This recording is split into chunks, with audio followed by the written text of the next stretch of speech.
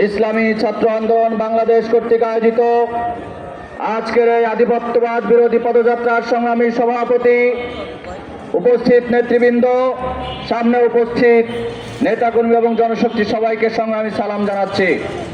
সংগ্রামী উপস্থিতি, 54 বছর বাংলাদেশ স্বাধীনতা হয়েছে, কিন্তু একদল আধিপত্যবাদ সাম্রাজ্যবাদ এই বাংলাদেশকে কখনো কাঙ্ক্ষিত শান্তি এবং মুক্তি নিশ্চিত করতে পারে নাই, যার ফলশ্রুতিতে এদেশে বারবার আধিপত্যবাদের, বারবার সাম্রাজ্যবাদের আগ্রাসন এদেশের মাটি, মানুষ এবং মানচিত্রের উপরে হামলে পড়েছে।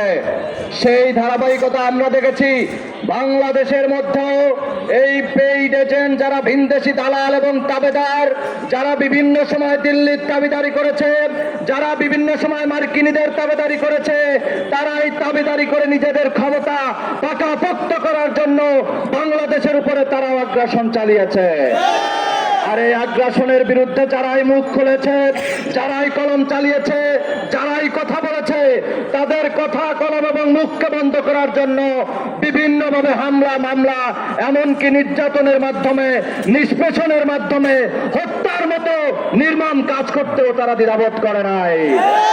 সেই ধারাবাহিকতা আমরা দেখেছি ভারতের পানি আগ্রাসনের বিরুদ্ধে কথা বলার কারণে আবরার ফাহাদকে নির্মমভাবে পিটিয়ে হত্যা করেছে এই দিল্লির দালালরা। সেই দালালি যারা করেছে তারা আজকে দিল্লিতে আশ্রয় নিয়েছে, বাংলাদেশে তাদের জায়গা হয় নাই।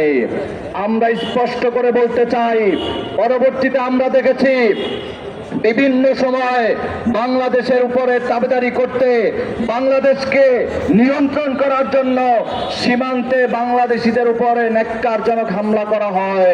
বিভিন্ন সময় বাংলাদেশিদেরকে ধরে নিয়ে যাওয়া হয়, যা সম্পূর্ণরূপে আন্তর্জাতিক আইনের লঙ্ঘন। বাংলাদেশে যখন পানি প্রয়োজন হয় না, তখন পানি দিয়ে বন্যা বইয়ে দেওয়া হয়। যখন পানি প্রয়োজন হয়, তখন পানি আটকিয়ে শুষ্ক মৌসুমে বাংলাদেশকে খরায় পরিণত করা হয়। অতএব এর বিরুদ্ধে যারা কথা বলে, যারা বিভিন্ন সময় এই সমস্ত বিষয় নিয়ে সতর্ক করে, আমরা দেখেছি ফেলানীকে 15 বছর আগে এই সীমান্তে নির্মমভাবে গুলি করে হত্যা করা হয়েছিল, আজও তার বিচার হয় নাই। আবরার ফাহাদের উপরে যারা হামলা করেছিল, যারা বিভিন্ন সময়ে আবরার ফাহাদের জন্য হত্যার জন্য যারা বিভিন্ন সময়ে তারা যেই বিচারের শিকার হয়েছে, সেই বিচার আজও সম্পূর্ণরূপে বাস্তবায়ন করা হয় না। নিতে হবে তরি পার, কান্ডারি হুঁশিয়ার।